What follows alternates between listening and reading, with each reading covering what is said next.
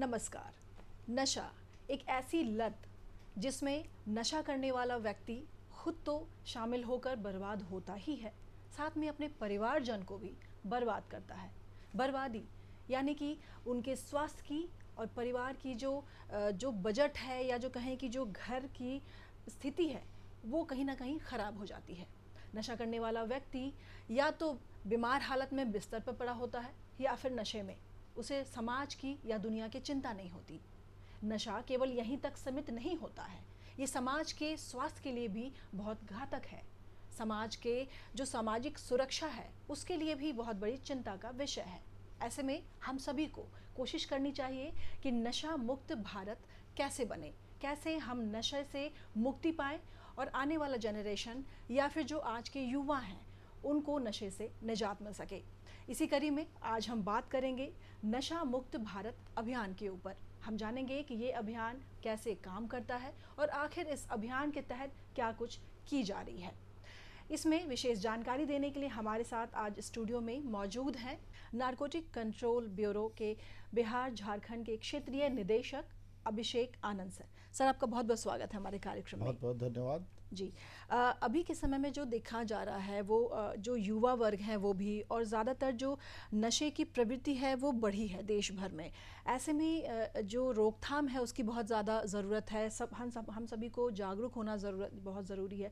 तो सरकार के द्वारा क्या कुछ कदम उठाया जा रहा है, उस पर हम चर्चा करेंगे, जानेंगे कि आगे की क्या प्रक्रिया है। लेकिन सबसे पहले ये समझना ज़रूरी है कि आखिर नशे की जो मापदंड है, कई बार लोग बोलते हैं कि हम तो कभी कभी लेते हैं, फिर हम कहाँ से नशे की लती हो गए। तो इस तरीके में नशे की जो मापदंड की बात करूँ तो वो क्या है, पहले उसके बारे में बताएं। प्रीति जी। उत्तर की शुरुआत में सबसे पहले सभी माननीय दर्शकों को भारत के 78वें स्वतंत्रता दिवस समारोह की खूब सारी शुभकामनाओं के साथ करता हूँ। जैसा कि आपको पता है कि हमारा देश इस वक्त विश्व का सबसे युवा देश है। हम लगातार तरक्की के रास्ते पर आगे बढ़ रहे हैं और बहुत जल्दी विकासशील से विकसित देश बनने की तरफ अग्रसर हैं। परंतु युवाओं की इस उत्पादकता के संदर्भ में जो सबसे बड़ी चुनौती भारत के एक राष्ट्र और समाज के सामने है, वह है नशे की चुनौती। जो नशे के उपयोग का जो पूरा कॉस्ट है, जो समाज के ऊपर और राष्ट्र के ऊपर, वो बहुत ज़्यादा है। जो व्यक्ति नशे से का आदी होता है, उसकी उत्पादकता बहुत कम हो जाती है और उसके इलाज में लगने वाला बहुत सारा खर्चा आता है, जिसको लेकर के जो परिवार, समाज और राष्ट्र की कुल उत्पादकता पर बहुत ख़राब असर पड़ता है। इसलिए सबसे पहले हम ये जानेंगे कि जो भारत की जो ये भारत का चांस है एक विकसित देश बनने का, उसमें हमको सबसे बड़ी चुनौती कि भारत का युवा वर्ग नशे के चक्कर में आकर के ख़राब ना हो, नॉन प्रोडक्टिव ना हो। अब आपने जो प्रश्न पूछा है कि कौन नशे का आदी है और कौन नशे का आदी नहीं है, इसको हम लोग कैसे क्लासिफाई करते हैं। देखिए, जहाँ तक जो एंट्री लेवल एडिक्टिव्स और एंट्री लेवल एडिक्टिव्स जिनको हम कहते हैं, सिगरेट, टोबैको सिगरेट्स हो गए या फिर लिकर हो गया, शराब हो गई, इनमें ये होता है कि कुछ लोग कहते हैं कि हम सिर्फ दिन में 2 दिन पीते हैं या महीने में 2 दिन पीते हैं, इसलिए हम एडिक्ट्स नहीं हैं, हम फ्रीक्वेंट एडिक्ट्स नहीं हैं, हम ओकेजनल ड्रिंकर्स हैं या ओकेजनल स्मोकर्स हैं। दुर्भाग्यवश जो नशा होता है, जो सूखा नशा होता है, जो जिसके अंदर में हमको जो अफीम से रिलेटेड, अफीम के से संबंधित उत्पाद हैं, अफीम का उपयोग हो गया, या अफीम के उत्पादों जैसे स्मैक, ब्राउन शुगर और हेरोइन का उपयोग हो गया, कुछ सिंथेटिक ड्रगों का उपयोग हो गया, और इसके अलावा जो गांजा और गांजे से संबंधित जो उत्पाद हैं उनका जो सेवन हो गया। तो ऐसे लोगों के लिए जो एडिक्शन है वो शराब के एडिक्शन की तरह नहीं होता कि अगर हम 2 बार पिएंगे तो हमको एडिक्शन कम होगा, अगर हम बार बार पिएंगे तभी ये हमारे ऊपर ख़राब असर डालेगा। जब ऐसा होता है कि इन नशीले पदार्थों में जो एडिक्टिव एलिमेंट होता है या आपके सेंट्रल नर्वस सिस्टम को इम्पैक्ट करने की जो ताकत होती है, क्षमता होती है, वो बहुत ज़्यादा होती है। तो एक बार अगर आपने, कई सिंथेटिक ड्रग्स में तो हमने पाया है कि एक बार ही उसका सेवन जो है वो इनफ होता है आपको एडिक्ट बनाने के लिए। तो सबसे पहले इस कार्यक्रम की शुरुआत में मैं सभी दर्शकों को ये बहुत स्पष्ट कर दूं कि जो ये सूखा नशा है, सिंथेटिक ड्रग्स हैं, जो अफीम से के उत्पादों से संबंधित ड्रग्स है, गांजे के उत्पादों से संबंधित ड्रग्स है, इनको आप शराब की तरह ट्रीट ना करें। एक बार ही इनका उपयोग शायद आपको इनका आदी बना सकता है। जहाँ तक मेडिकल साइंस के संदर्भ में इनके स्केल करने की बात है कि आप एडिक्शन का स्केल क्या है, इसका स्केल का उपयोग तब किया जाता है जब उनको डी एडिक्शन के लिए, इस तरह के जो नशे के आदी लोग होते हैं उनको डी एडिक्शन के लिए लाया जाता है, तो डिफरेंट स्केल में उनको डाला जाता है कि ये कम एडिक्शन है, ये थोड़ा ज़्यादा एडिक्शन है, बेस्ड ऑन जो उनके विड्रॉल सिम्टम्स क्रिएट होते हैं उसके आधार पे इसका क्लासिफिकेशन किया जाता है। बट कानून के संदर्भ में हम ये कहेंगे कि हम इनमें कोई क्लासिफिकेशन नहीं करते हैं।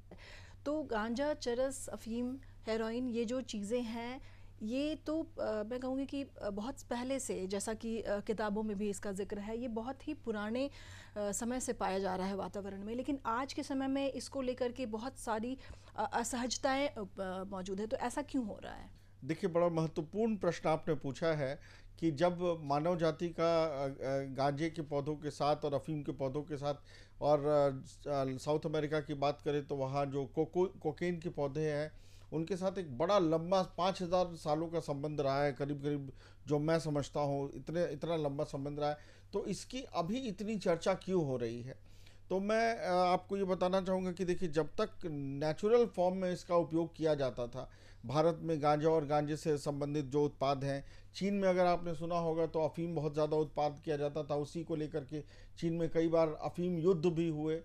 लेकिन जब जो मानव जाति की रासायनिक संश्लेषण या केमिकल सिंथेसिस की जो कैपेबिलिटी है वो बढ़ी, तो हमने ज़्यादा जो फोकस्ड फॉर्म्स हैं इनसे उसको संश्लेषित करना शुरू किया। जैसे कि हमने अफीम को संश्लेषित करके और ज़्यादा focus form heroin, brown sugar और स्मैक जैसे उत्पादों का हम लोगों ने बनाया, जो कहीं ज़्यादा घातक होते हैं मानव शरीर के लिए। और इनका जो एडिक्शन परसेंट है जो आपका वो, और इनसे जो विड्रॉल सिम्टम्स उत्पन्न होते हैं वो बहुत ज़्यादा होते हैं।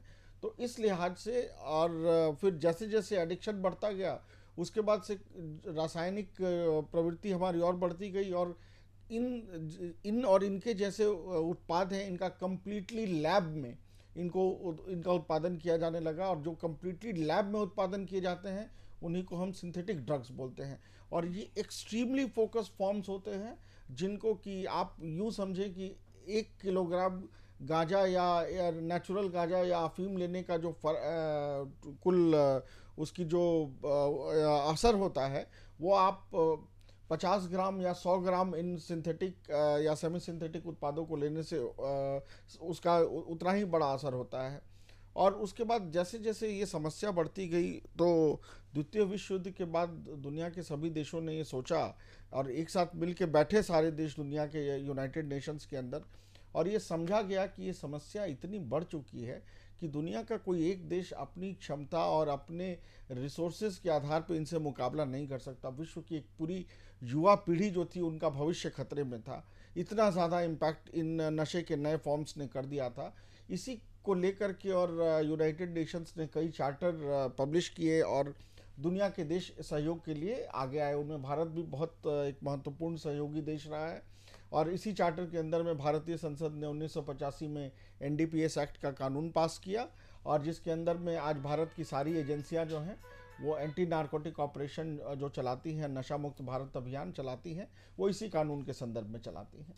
सर, आपने सिंथेटिक ड्रग्स की भी बात की, तो सिंथेटिक ड्रग्स में को ज़्यादा देखने को मिल रहा है। आजकल के युवा जो हैं वो पार्टीज़ में और इस तरीके में बहुत इस्तेमाल कर रहे हैं। तो मैं चाहूँगी थोड़ा सा इस पर बताएं कि आखिर ये है क्या और कितना नुकसानदेह है ये। जी, मैं सभी दर्शकों को बताना चाहूँगा पुनः कि सिंथेटिक ड्रग्स वो उत्पाद होते हैं जो पूर्णतः रासायनिक प्रयोगशालाओं में, लैब्स में उत्पादित किए जाते हैं।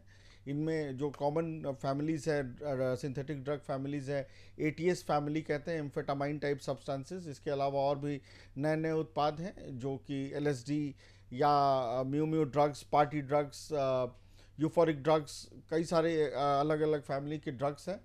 ये जो ड्रग्स होते हैं ये नेचुरल जो अफीम और गांजा है, या सेमी सिंथेटिक जो हेरोइन और स्मैक और ब्राउन शुगर है, उन ड्रग्स के मुकाबले कहीं ज़्यादा घातक होते हैं। कई मामलों में हमने देखा है कि पहला डोज लेने के बाद व्यक्ति की हृदय गति रुकने से मौत हो जाती है। लेकिन चूंकि युवाओं में बहुत जल्दी बहुत ज़्यादा नशे के हाई लेवल प्राप्त करने का एक ट्रेंड रहा है और परफॉर्मेंस एनहांसमेंट जो है एक ट्रेंड रहा है, तो ये जिन ज़रूरतों को ये दवाएं सिंथेटिक ड्रग्स पूरा करती हैं, इसलिए इनका उपयोग विशेषतः हमारी युवा पीढ़ी जो है विश्व स्तर पे हर देश में बहुत तेज़ी से कर रही है और इसको बहुत ध्यान देने की ज़रूरत है। लगातार हर साल नारकोटिक्स कंट्रोल ब्यूरो और दुनिया की अन्य एजेंसियां नए नए जो सिंथेटिक ड्रग्स का उत्पादन होता है उनको क्लासिफाई करती हैं, उनको देखती हैं और उनके ऊपर मॉनिटरिंग का काम करती हैं। यानी कि जो इस तरीके के जो ड्रग्स हैं उनका इस्तेमाल कितना घातक है, ये जानलेवा है, इसलिए इसको इस्तेमाल करने से पहले एक बार ज़रूर सोचें अपने परिवार और अपने स्वास्थ्य के बारे में। सर, एक चीज़ और है, अभी ज़्यादातर जो ख़ास करके युवा भी और जो घर में रह रही हैं महिलाएं जो हैं वो भी ज़्यादातर देखा जा रहा है कि जो मेडिसिन्स हैं उनका यूज़ बहुत बढ़ा है। उनमें सर दर्द या नींद नहीं आना, ऐसी जो मेडिसिन्स हैं उनका इस्तेमाल लोग ज़्यादा कर रहे हैं। ऐसे में इसको अपने जीवन के मतलब दिनचर्या में शामिल करना, तो हर दिन उनका इस्तेमाल करना डॉक्टर बिना डॉक्टर से दिखाए, तो ये कितना घातक साबित होता है? देखिए पुनः बहुत महत्वपूर्ण प्रश्न आपने पूछा है। जैसा कि हम लोग जानते हैं कि जो ये नेचुरल नार्कोटिक्स होते हैं जैसे अफीम हो गया, इनके अलग अलग मेडिसिनल यूज़ होते हैं, औषधि के रूप में उनका प्रयोग किया जाता है। जैसे मॉर्फिन जो अफीम से निकला हुआ एक उत्पाद है, अभी भी सबसे हाईएस्ट कैटेगरी का दर्द निवारक पेन किलर के रूप में जाना जाता है। उसी तरह anti anxiety agents, tranquillity agents के रूप में भी अलग अलग तरीके से इस्तेमाल किया जाता है। कई सारे सिंथेटिक जो फार्मास्यूटिकल्स भी हैं, सिंथेटिक दवाइयाँ भी हैं, उनका भी उपयोग इन सब चीज़ों के लिए किया जाता है।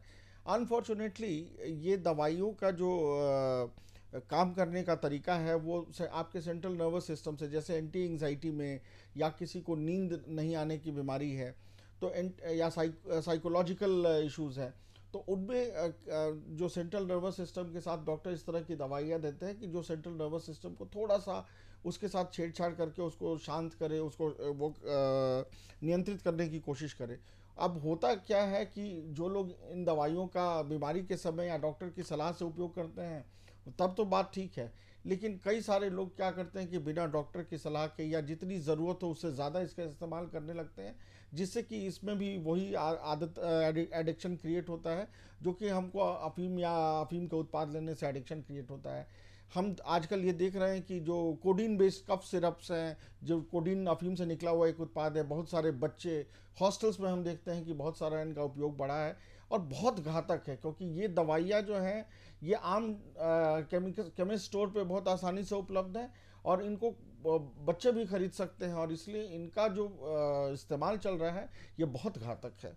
सर, जो नशीले पदार्थों का जिस तरीके से सेवन हो रहा है, इसको नशा मुक्त बनाने के लिए भारत सरकार बहुत कुछ कर रही है।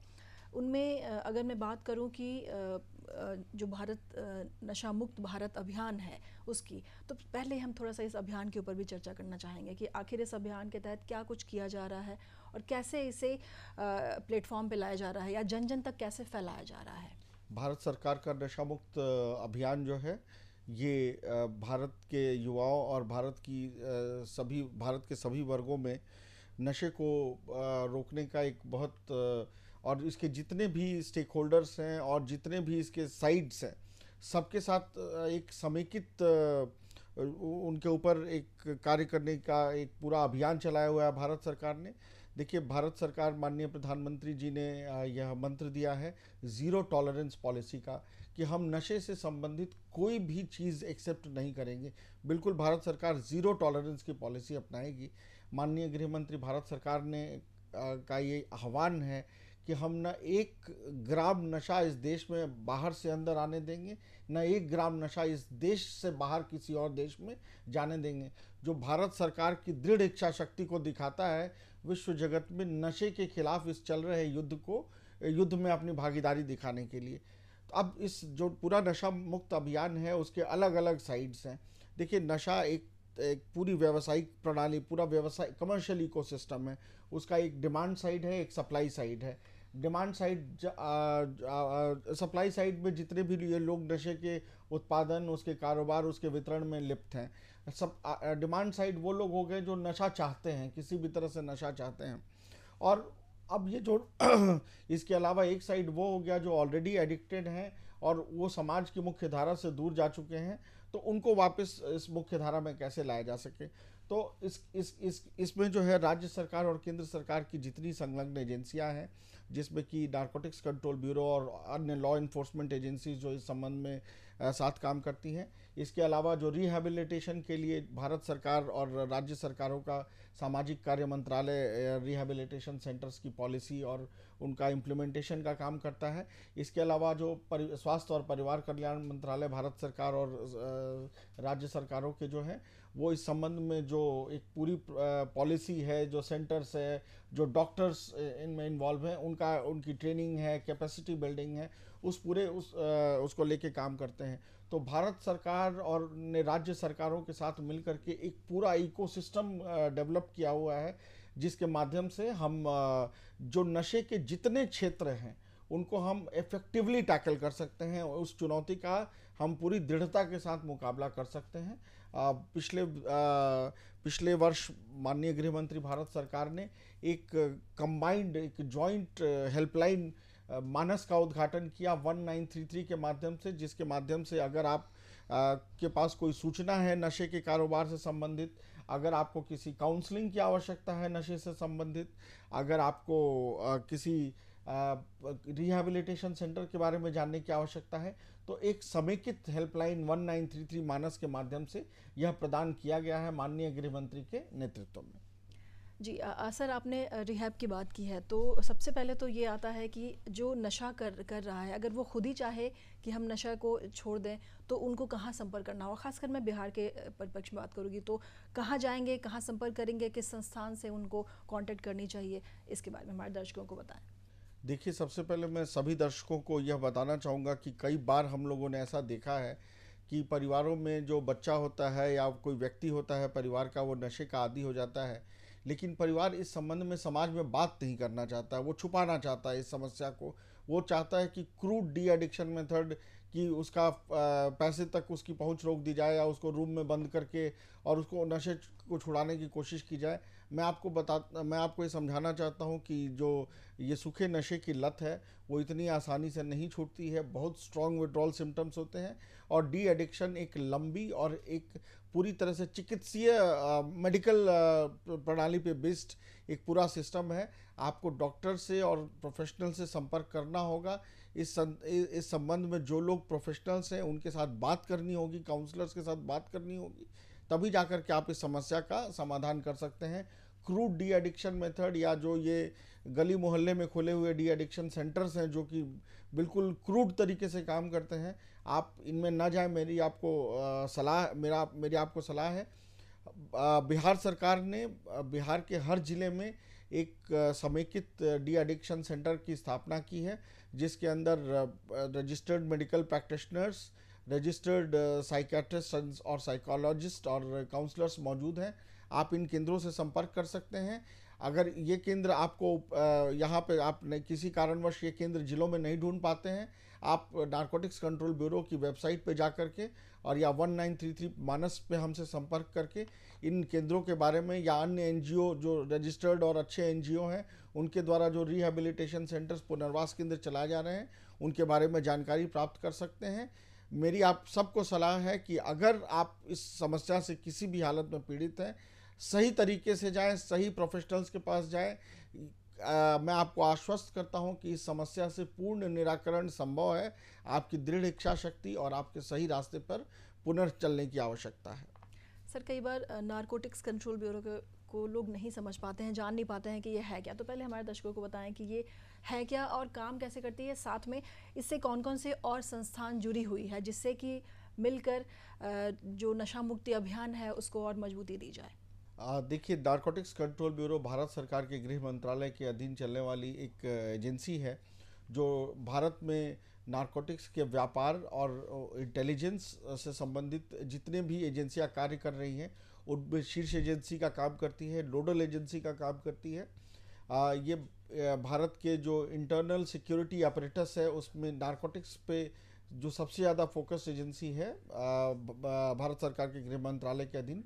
अन्य बहुत सारी एजेंसियां काम करती हैं बट सबसे नारकोटिक्स फोकस्ड एजेंसी अकेली यही है।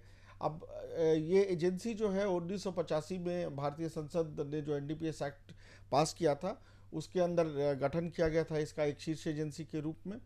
अब भारत के करीब करीब हर राज्य में इस एजेंसी का अपना ऑफिस है और अपना पूरा सेटअप है।